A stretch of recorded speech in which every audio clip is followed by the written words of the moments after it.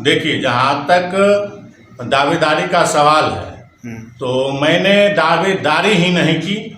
उस समय जो राजनीतिक माहौल विभूतिपुर बना हुआ था वो मेरे पक्ष में नहीं था।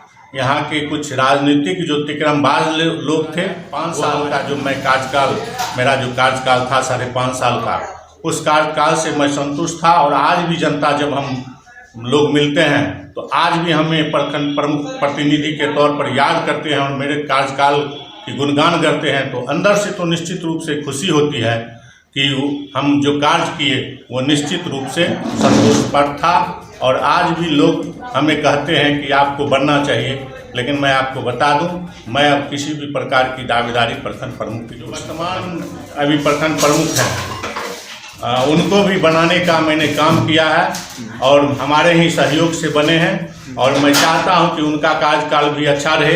बाकी आप जैसा करिएगा, जस करनी तस भोगो ताता, आप जैसा करिएगा वैसा पाइएगा।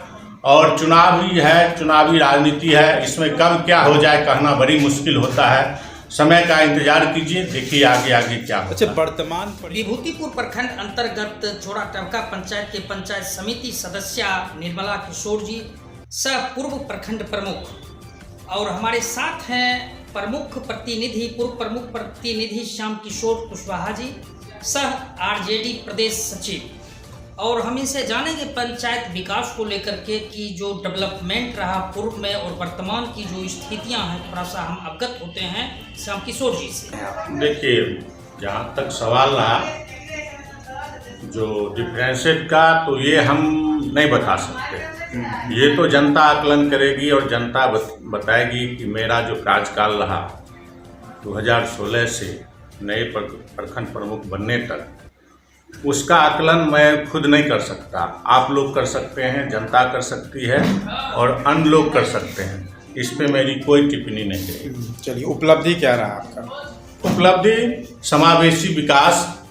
हम जिस समय मेरी धर्मपत्नी प्रखंड प्रमुख थी, उस समय मैंने 29 पंचायत में समान रूप से विकास का काम, किसी पंचायत समिति जो हमको उस समय वोट दिए वोट नहीं दिए, इसका मैंने आकलन नहीं किया। जब मैडम हमारी जब प्रखंड प्रमुख बन गई तो मैंने समझा कि ये 4200 जो हमारे यहाँ समिति हैं उनका ये प्रतिनिधि हैं, प्रमुख हैं। और मेरे लिए विभूतिपुर का कोई कोना ऐसा नहीं था कि अछूत था। मेरे लिए विभूतिपुर का हर एक कोना बराबर था और हर एक गली, हर एक कोना में मैंने मनरेगा के माध्यम से हो या पंचायत समिति के फंड के माध्यम से हो विकास कराने का काम किया। साथ ही साथ जो प्रखंड प्रमुख रहते हुए, मेरी पत्नी को रहते हुए, जो लोग भी ब्लॉक जाते थे, चाहे वो सबल हों निर्बल हों, उनका काम कराना मेरा पहला लक्ष्य था। और मैं गरीबों का, खास करके गरीबों को प्राथमिकता देते हुए मैंने उनका काम कराने के लिए बिना कोई शुल्क दिए हुए, बिना कोई लाग लपेट का, बिना कोई जाति धर्म देखे हुए मैंने सभी का काम कराने का प्रयास किया। तो यही मेरी लगता है उपलब्धि है। और आज भी लोग मुझे चाह रहे हैं इसी कारण से कि मैंने किसी के साथ भेदभाव नहीं किया। अच्छा, इस बार आपकी दावेदारी प्रखंड प्रमुख के तौर पर रही या मतलब पीछे रह गया? देखिए, जहाँ तक दावेदारी का सवाल है तो मैंने दावेदारी ही नहीं की। उस समय जो राजनीतिक माहौल विभूतिपुर बना हुआ था वो मेरे पक्ष में नहीं था। यहाँ के कुछ राजनीतिक जो तिकरमबाज लोग थे वो हमारे खिलाफ साजिश कर रहे थे।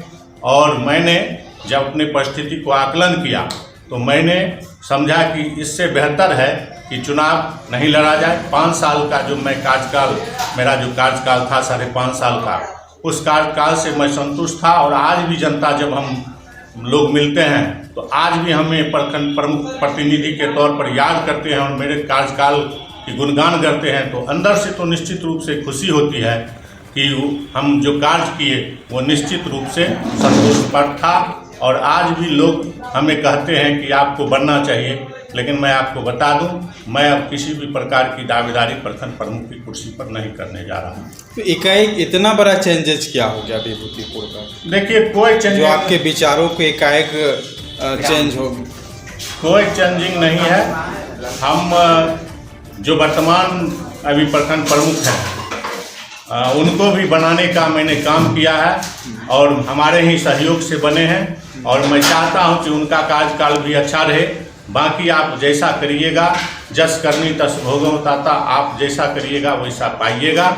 और चुनावी है, चुनावी राजनीति है, इसमें कब क्या हो जाए कहना बड़ी मुश्किल होता है। समय का इंतजार कीजिए, देखिए आगे आगे क्या होता है। अच्छा, वर्तमान परिवेश में आपने भी आकलन किया होगा विभूतिपुर प्रखंड को, मुख्य रूप से क्या लगता है कि विकास की क्या स्थिति है यहाँ पे? विकास देखिए, विकास में सबसे चाहे मेरे प्रखंड प्रमुख प्रतिनिधि के कार्यकाल के समय हो या आज के कार्यकाल का समय हो, निश्चित रूप से मैं इस बात से इनकार नहीं करता कि भ्रष्टाचार नहीं है, भ्रष्टाचार है। और भ्रष्टाचार के कारण जो विकास का काम होता है वो बाधित होता है, जिसके कारण सही रूप से विकास का काम नहीं हो पाता है। और हम अभी उस पद पर हैं नहीं, और जो हैं उन लोगों को ये देखना चाहिए कि हमारा प्रखंड क्यों पिछड़ रहा है।